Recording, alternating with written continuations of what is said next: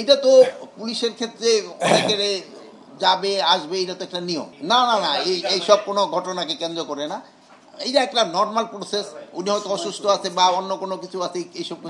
শোনেন, একটা জিনিস হলো কি, নতুন ইউনিফর্মটা কার্যকরী তো হয়ে গেছে মানে বলতে পারেন, কিন্তু এটা হলো কি, আমাদের পুরানটা আছে, যেহেতু আমাদের দেশটা অত বড়লোক দেশ না, আমি আজকে এইটারে ছাড়ে একটা নতুন করে পাইলাম, আমার ওই আগেরটারে আমার আস্তে আস্তে শেষ হবে, আমরা নতুনটা আস্তে আস্তে ইন্ট্রোডিউস। লোগোর বিষয়ে এরকম একই অবস্থা, লোগো তো আস্তে আস্তে আমরা চেষ্টা করতেছি, যেহেতু এটার সাথে টাকা জড়িত।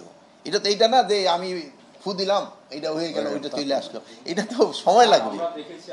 এবারে প্রথম আমরা জাতীয়ভাবে জাতি, ধর্ম, বর্ণ নির্বিশেষে সকলেই স্বতঃস্ফূর্তভাবে সবাই অংশগ্রহণের মধ্য দিয়ে চৈত্রী সংক্রান্ত এবং বাংলা নববর্ষ 1432 উৎসব অত্যন্ত শান্তিপূর্ণ ও সৌহার্দ্যপূর্ণ আবহে উদযাপিত হয়েছে।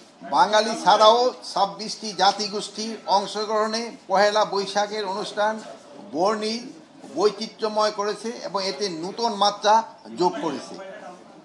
সকলের সার্বিক সহযোগিতা এবারে উৎসবে আইন শৃঙ্খলা পরিস্থিতি ছিল অত্যন্ত ভালো।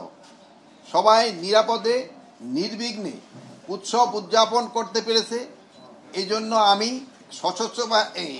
স্বরাষ্ট্র মন্ত্রণালয়ের পক্ষ থেকে সশস্ত্র বাহিনী, police, Ansar, RAB, coast guard, BGB সহ বিভিন্ন আইন শৃঙ্খলা রক্ষাকারী বাহিনীর এবং আপনাদেরকে গণমাধ্যম কর্মীদেরকে স্বরাষ্ট্র মন্ত্রণালয়, সাংস্কৃতিক বিষয় মন্ত্রণালয়, পার্বত্য চট্টগ্রাম বিষয় মন্ত্রণালয় এবং মাঠ প্রশাসনের কর্মকর্তা সহ সংশ্লিষ্ট বিভিন্ন মন্ত্রণালয়ের কর্মকর্তাকে আন্তরিক ধন্যবাদ এবং আমি কৃতজ্ঞতা জানাই।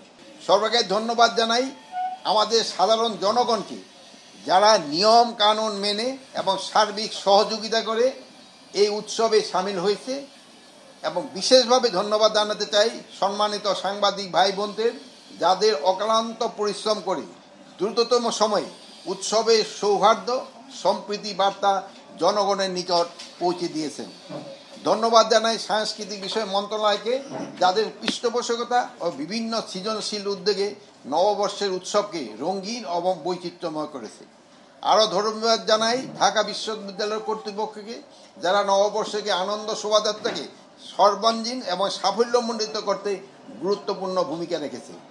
ধন্যবাদ জানাই পার্বত্য চট্টগ্রাম বিষয় মন্ত্রণালয়কে, যাদের নিরলস প্রচেষ্টায় কারণে পার্বত্য চট্টগ্রামের বিভিন্ন জনগোষ্ঠীর মানুষ স্বতঃস্ফূর্তভাবে এই উৎসব অংশগ্রহণ করতে পেরেছে।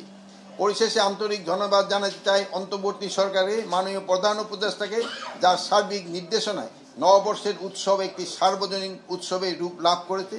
তার সার্বিক পরামর্শ ও সহযোগিতায় স্বরাষ্ট্র মন্ত্রণালয়ের কর্মকাণ্ড আরও বেগবান হয়েছে এবং দেশের আইন শৃঙ্খলা পরিস্থিতি ক্রমোন্নতির দিকে যাচ্ছে। আমি আপনাদের সবাইকে আবারও ধন্যবাদ জানাচ্ছি। কোর কমিটির বিষয়ে মেইন সিদ্ধান্তটা ছিল এটাই, আপনাদেরকে সবাইকে ধন্যবাদ দেওয়ার জন্য। আপনারা এখানে অক্লান্ত পরিশ্রম করছেন এবং আপনারা এই যে বার্তাটা জনগণের কাছে কিন্তু খুব তাড়াতাড়ি পৌঁছে দিতে পারছেন।